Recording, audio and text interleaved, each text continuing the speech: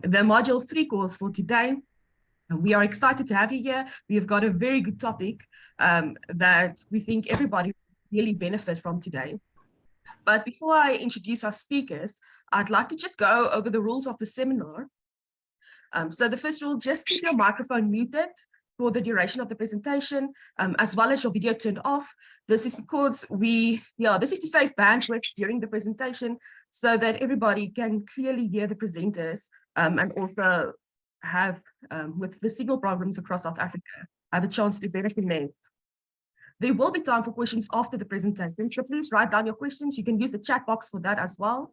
And then also during the questions, Zoom has a reactions function that you can use to raise your hand when you want to ask a question. When you ask your question, you can unmute yourself and show your video, and then afterwards just turn it off again. But yeah, so we hope you enjoy the time today, and we hope you learn something new. I see our speakers have come on. So the first one is Prof. Troy. He is very well known in South Africa as a feed efficiency expert, and he's been doing a lot of trials on growth sites. And with him, we have Dr. McNeil. He is from America, and he has also spent his whole life, his whole scientific career in animal genetics. So, Prof. Scholes, maybe you can introduce Dr. McNeil a bit better to the rest of the meeting. Thank you. Thank you. I think the best person to introduce Dr. McNeil is actually Baldwin Ngovela, who sourced Dr. McNeil while he was representing the ARC in the United States. This started in 2003, and 20 years later, we are still collaborating. It started with a bilateral science agreement that was signed between Deputy President Al Gore and Deputy President Thabo Mbeki, and I'm sure this is one of the very few science agreements that is still operational, and Dr. McNeil is visiting us at least once a year since 2003, except during COVID, he couldn't come. So I think that is enough. Do you want to add something, Baldwin? No, thank you. Just greetings to Dr. McNeil there. Thank you, and everyone. Thank you. Okay, I didn't prepare a formal presentation. I see this as a discussion. The question was, should the Wagyu be tested in phase C or in the growth safe system or wherever, since the needs or the feeding regime of the Wagyu is totally different from that of other breeds. I know a few Wagyus have been tested in the bull testing station at Stellenbosch, but I haven't seen the results and I don't know what was the outcome of that.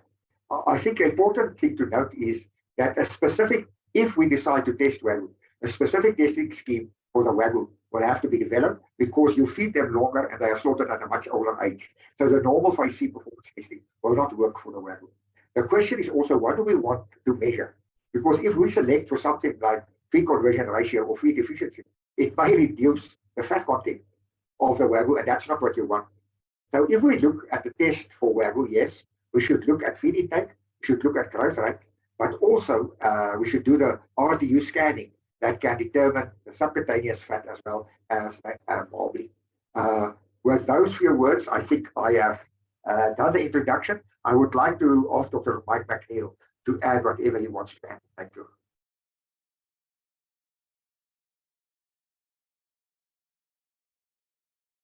Mike, I think you should just unmute before you start. I'm working on it. So I've done a number of pieces of research about feed efficiency and feed intake.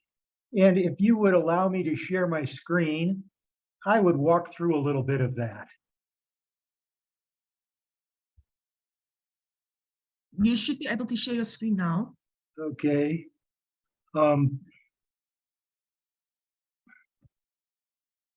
Share. And I'm going to apologize in advance. These are obviously not Wagyu cattle.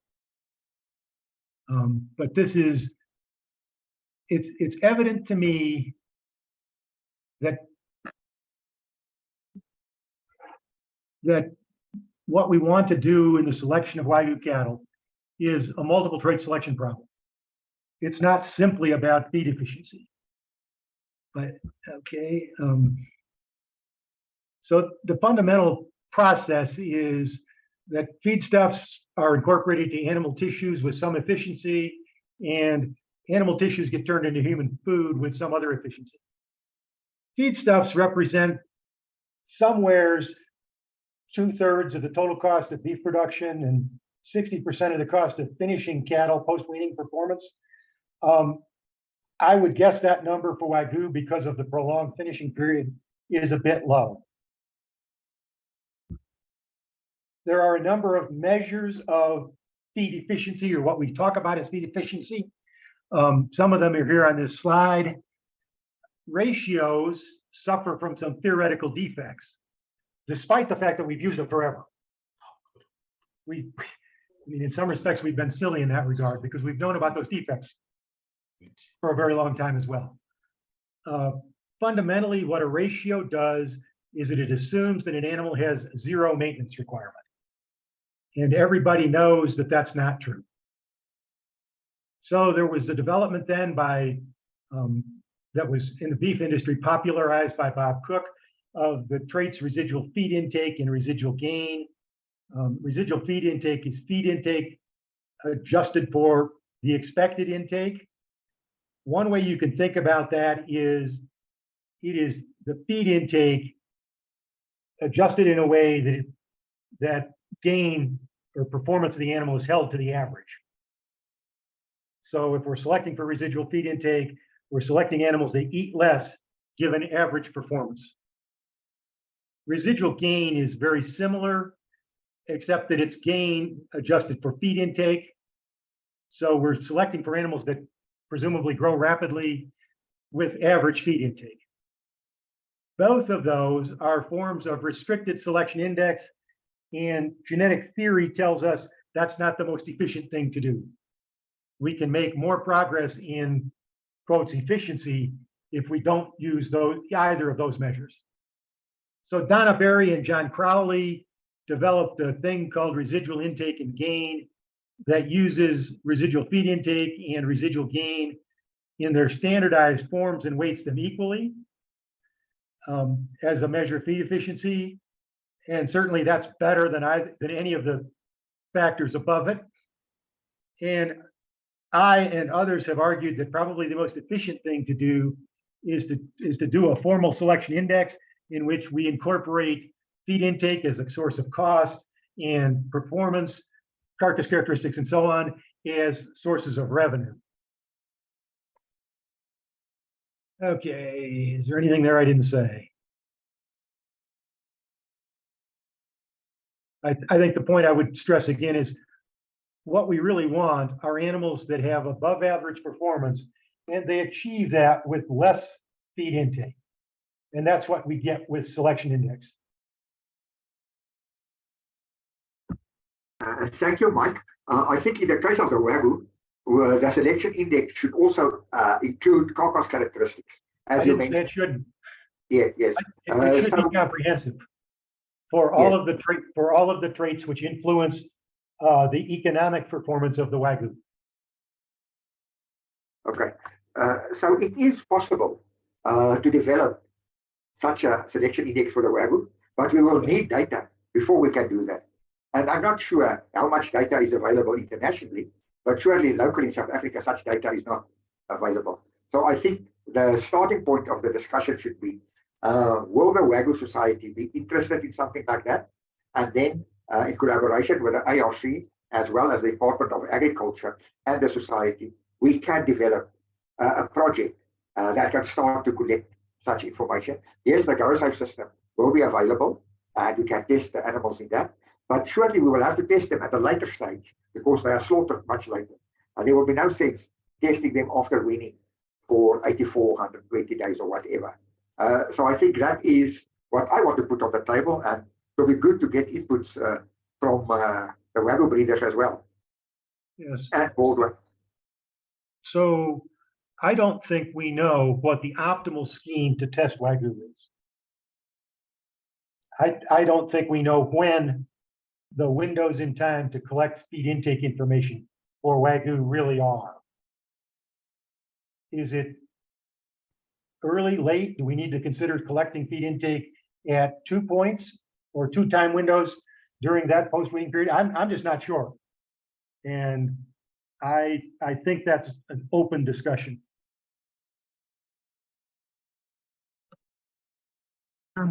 Thank you. Yeah, this is very interesting, and I think a lot of Wagyu breeders like the idea of feed efficiency and multiple trait selection in order to select animals that eat less but perform better. What we've done in the society is we have done about 2 growth safe trials, and we've done 1 phase D trial as well. So we are starting to collect the data, but we need a bit more refinement. And then, of course, the LRF, and I see Mario, you're on here. The LRF has recently agreed to trial the 50-day feed efficiency test instead of the full complement. Would that be worth something for Wagyu to look into, especially if we maybe need to slice it into earlier and later production stages?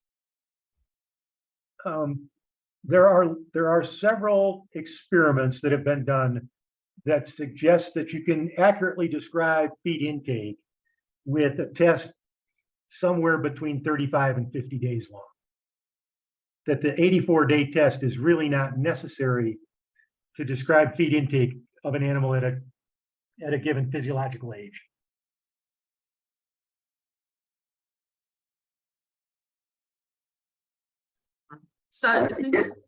Yeah. I agree. For feed intake, 35 to 50 days is fine. But in the case of the Wagyu, we will also, carcass composition will also play an important role. And for that, you might need a longer test or a test at a later stage to determine the carcass composition.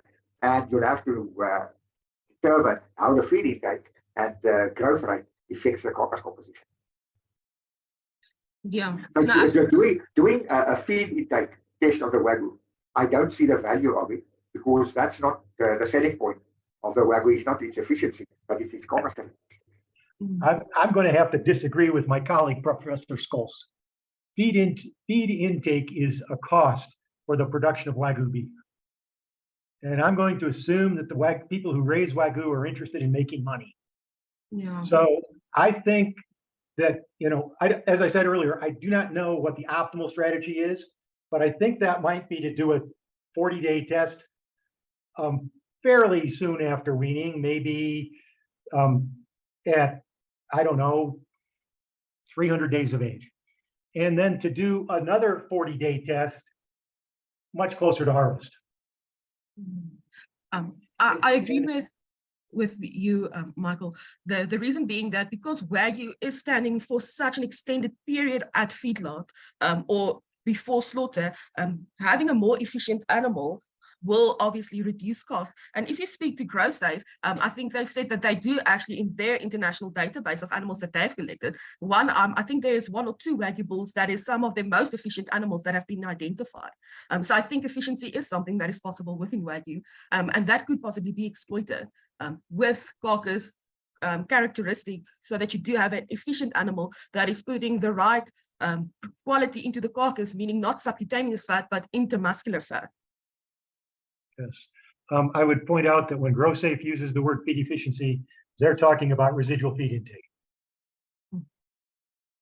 Yeah.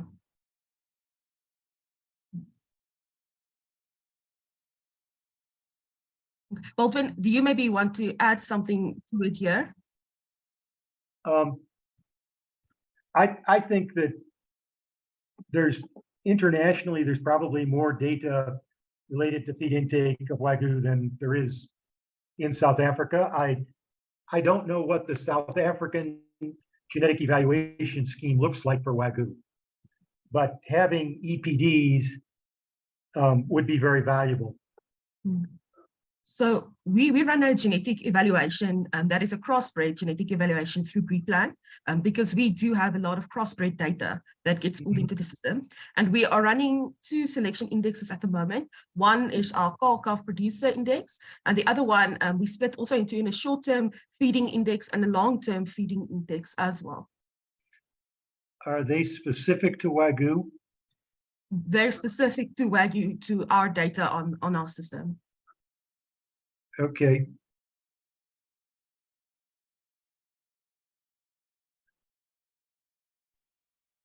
Okay, I think maybe there's a need to do some literature review on that one, just to check in terms of the data collection, like global wise. I don't know whether you, Mike, you don't think it's out there somewhere. So, but Landry, the indices you launched at the last AGM, I think maybe you can share more detail to them. Yeah. Yes, no, we can definitely share that to them. And I like the idea of doing the study into specifically the feed trial for Wagyu, so that because we know that Wagyu is different, we're different in the way that we feed our animals, and we're different in the way of the standing length of our animals. So having a trial that assesses our needs, I think that would be beneficial to all.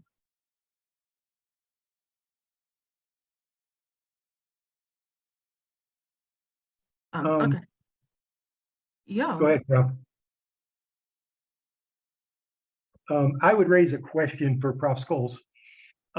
Would the Grow Safe be available, or a pen be available to feed a small group of Wagyus from weaning until harvest?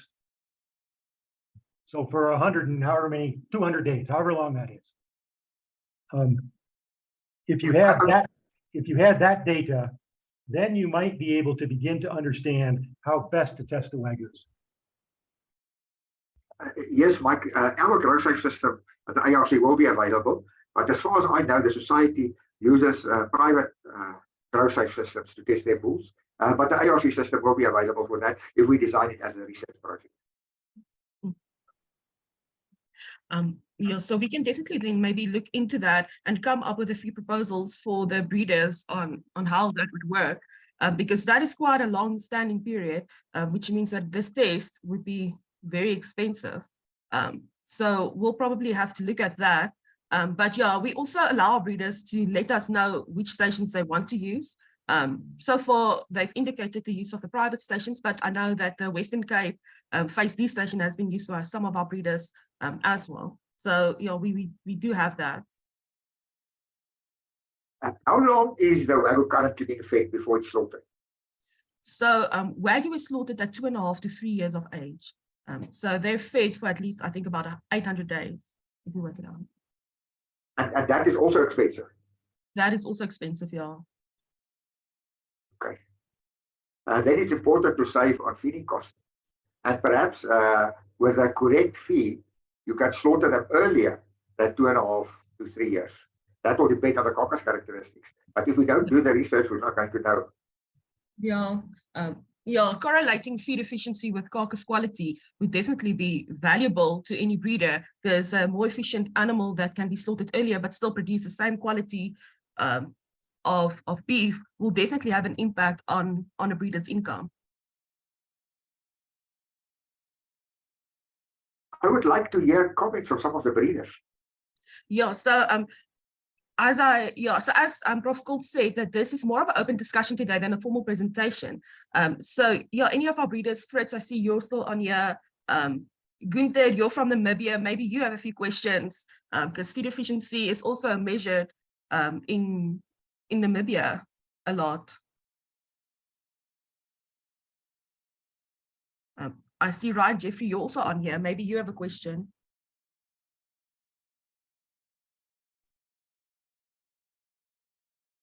Hey, Landry, it's Fred Kasia. Can you hear me? I can hear you, Fred. Okay, thank you. We've done some feed trials on our farm with Wagyu, and I've not analyzed it properly yet. But there's a huge variation. You think that, for instance, originally we had a score of 10 on a Jersey cross, and then the second time it was a 5. So there's a lot of information that's still lacking for Wagyu. And it seems to be very scarce. And I'd really support the intensive analysis of some of these traits so that we can get more direct information on which way one should go. I mean, recently there was a publication on ribeye size. And in the previous seminar, I think Izan pointed out that it's negatively correlated with marbling. You know, and we don't really know these correlations, and they may well be much different from the standard norms that we use for commercial farming, commercial breeds. Absolutely right, Fred. The history of Wagyu is such that it's been intensively selected for just marbling. So a lot of other traits were left behind. And there's a lot of information that we can still uncover in order for us to be more efficient as farmers in producing our Wagyu. So feed efficiency is one of those traits that could really be beneficial to most farmers, not only in terms of feed costs, but also standing time, earlier return on investment. There's a lot of different or other advantages that come with it. Am I right in summarizing it that way, Prof. Scholes?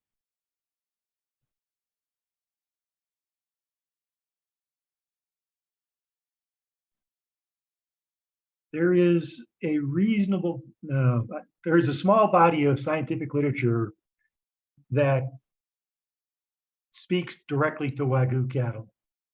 And I don't know if anybody has actually done a fairly comprehensive review of that to provide you the best overview you could get today based on the vast variety of studies that have been done. But if it hasn't been done, somebody should do it sooner. Yes, no, absolutely. That has not been done. And the other challenge, of course, being that RTU scanning, for instance, which is usually done with a feed trial, the literature that we have thus far indicate that the correlation between RTU scanning and actual carcass traits measured at point of slaughter do not correlate well enough in order for breeders to make that prediction when they get those results back as well. So that's another lacking field or point of information that breeders could usually benefit from with their feed efficiency data, and that needs to be investigated. Most of the RTU scanning equipment is calibrated with animals that have much lower levels of marbling. That's right, yeah.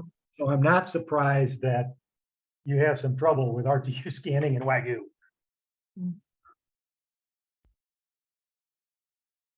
Okay, question here. If you had to design a feed efficiency study, will it be advisable to start with the full bloods or also include some of these crosses?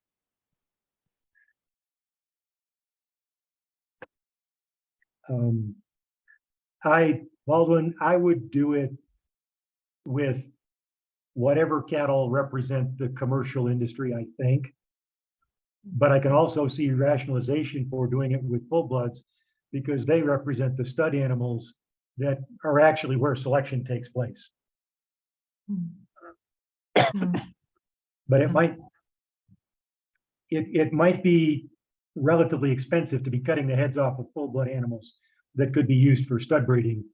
And you might, if you wanted the carcass data from those animals that you tested, and I think you do, then perhaps crossbred cattle of a certain specification would be more appropriate.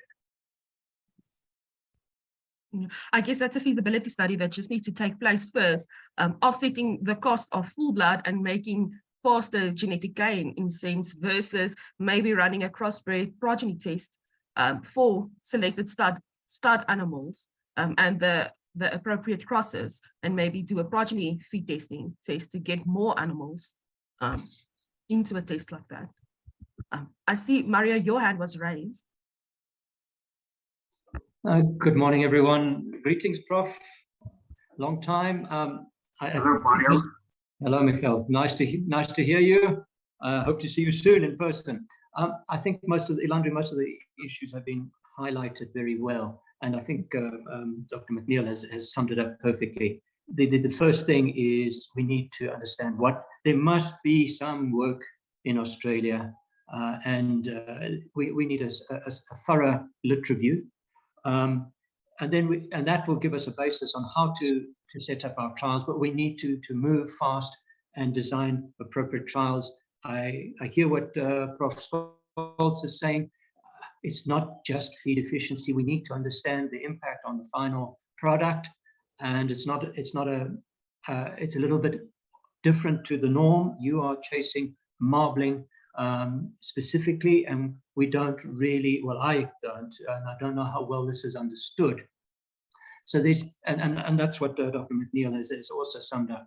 And again, what animals to use, there's a lot of, and there's been good arguments pro and con, and we need to understand, but we also need to understand the South African industry for a while now will be using crossbreds. So while full bloods will be maybe a cleaner trial, more representative would be using crossbreds, but we need to be guided by what's out there. And then be very careful how we design this trial, because 2.5 years to test an animal is not a joke.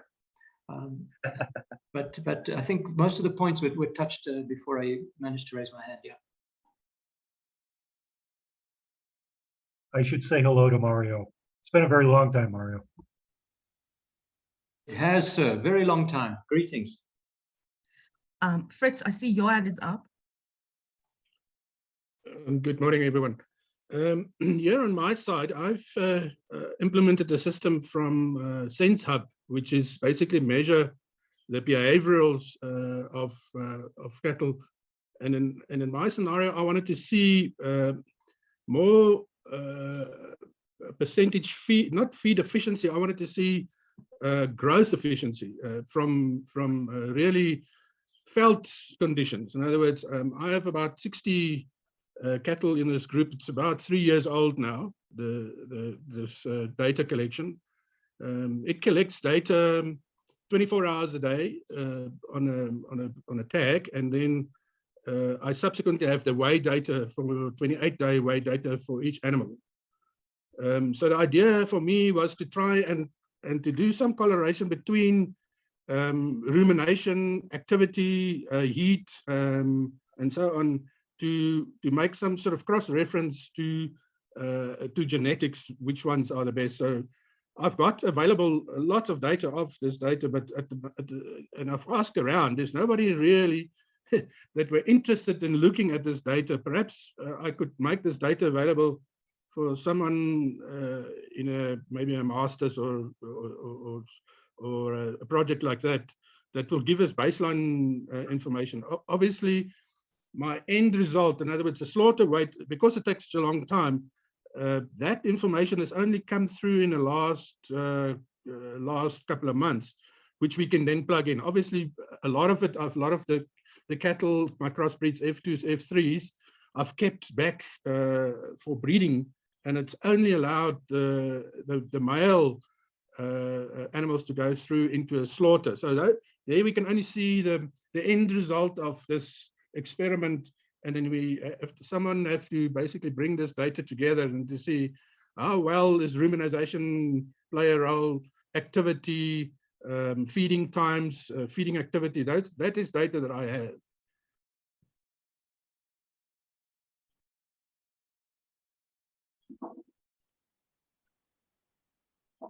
Yeah, great, friends. I also just wanted to maybe bring the issue that to Mike and Dr. Scholes, that there's also the issue of developing a free range market, not just the intensively fed ones. So maybe that ties into Fred's story there. But that's impressive, Fred. Thank you. Thank you, Fritz. Yeah, that's very relevant what you brought up here, because we do have two different production styles in Wagyu. We have guys that are putting their animals through feedlot, but we also have a significant number of farmers that are, because Wagyu is slaughtered at a later age, going the, let's call it, grass-fed free range way by using their felt to reduce their cost. And that is also worth mentioning and looking into the effect of that. I see Bob here. Hi, Bob. I see you've come in a bit later. Bob is the president to the Wagyu Society, and he's asked a question. He says, the key financial drivers are marble score and growth. How do we get the best system to evaluate this? Feed cost is critical in the equation. I think we've addressed that by saying that we need to maybe look at a system where we are either having cattle in a, let's call it a grow safe system for the whole production period to see where the key areas are, or maybe just to start break it down and have an earlier feed trial and a later feed trial on the same animals to see the difference between growth after weaning and maybe just before slaughtering, and where we should be applying this, not just for feed efficiency, but all the other traits that have been named by Dr. McNeil and Prof. Scholes, to see where is the best time to actually measure these traits and to get the most value out of them.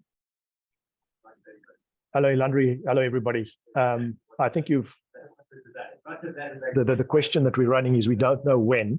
And I think some of the issues we have is because the Wagyu is different, you can't put Wagyu in, I don't think, into a phase C trial because the feed component is also a lot hotter for Wagyu in that post-weaning to 300-day age. And I guess that's what we're looking around for is what are the opportune times to measure these, to get these measurements done. And as I alluded to earlier, feed costs are critical in the production of Wagyu, whether you go rangeland or in the intensive system. So the conversion rate and the MS score is important. That's just our experience. We've also been fooling around as to find how can we evaluate bulls to see what the conversion rate is and the marble score. And we don't have a solution for that at the moment.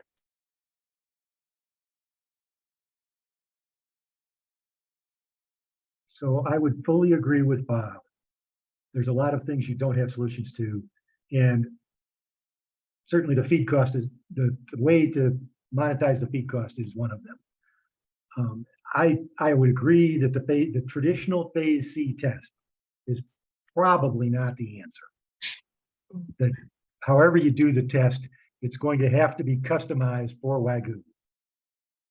And at this point, I don't have a good suggestion as to what that protocol really should be. A little bit of self-promotion, and you can tell me to be quiet. I make a living torturing numbers.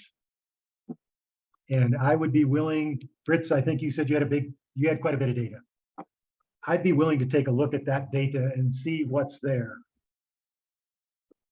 I know my way around the scientific literature pretty well. I'd be willing to try to summarize what's there for you if you wish. I know Robert Williams is the exec at the Wagyu Society in the US. Robert and I are longstanding friends, and I can speak to him about the interest of South Africa if that's desired. Thank you. Carry on. Sorry, Professor. Now, I just wanted to comment that we also have a good relationship with Robert from America, as we're all a part of the World Wagyu Council. But I think this would definitely be worthwhile for us. And maybe, Prof. Scholes, through you, we can set up an investigation into a study like this, maybe combining both elements of a free-range production system versus a feedlot production system, and see with Fritz your data and some of the data that the society has managed to collect as well, just to see what do we have and where are we supposed to put our focus. Yes, I think that's a good suggestion. Bob, you in agreement? I think it's a very good call. Something else that I just was thinking of, and I don't know the practicality of it, but part of the information or data to collect is if one had to have a growth safe system in a feedlot, would that not be, because it is long fed, would that not give you a very good indication? Because the cattle are being fed anyway, you're monitoring it, and that will give you feedback into the system. It obviously doesn't cover the grass-fed aspect, but it will give you, on the more intensive system, you should be able to collect a lot of data. And those cattle are being fed for harvesting. Maybe from the scientific side, if you've got oxen in the feedlot, how does that work back to the genetics that one can select for, is a question out there.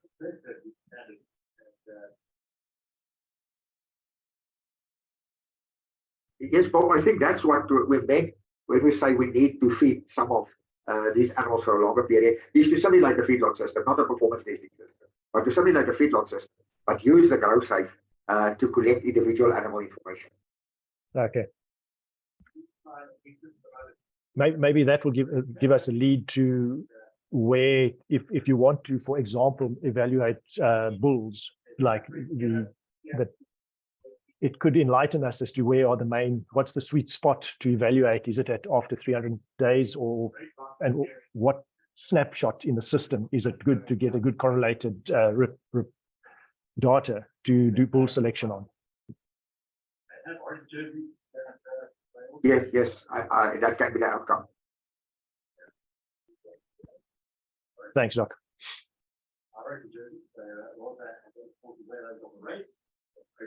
Yes, Dr. McNeil, I see you asked, do South Africa have SNP genotype data available? Yes, we've actually done quite a significant SNP drive about a year ago, where we had collected about 3,000 SNP genotypes. So we do have a good number of SNP genotypes available. And because of the way that Wagyu was exported from Japan, the linkages between herds, and especially between the Wagyu, the global Wagyu population, is quite significant. I think there was a study that said that the effective population of Wagyu is something like 12.6 animals. So we do have high correlation for SNP data to be used. Those SNP genotyped animals would also have some phenotypes, some they will have phenotypes for some performance data, yes. Okay. That's a good thing. Yeah, but not necessarily in the sense of feed efficiency. Some of them will, some of them won't, but we do have a good performance data collection program that we are also running in order to get them, and we also have really good pedigrees that is available. And all of that information goes into your genetic evaluation. All of that information goes into our genetic evaluation, that's right. Very good.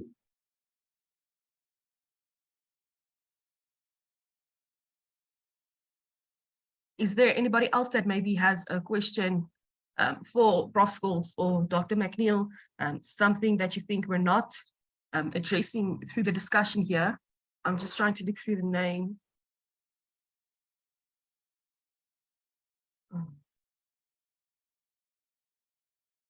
Doesn't seem like it. Gunther, you from Namibia, you don't have a question, especially because you also mostly have an extensive system. Maybe this could be a joint program that we can run with Namibia so that because our populations are also highly correlated, to get some more extensive data.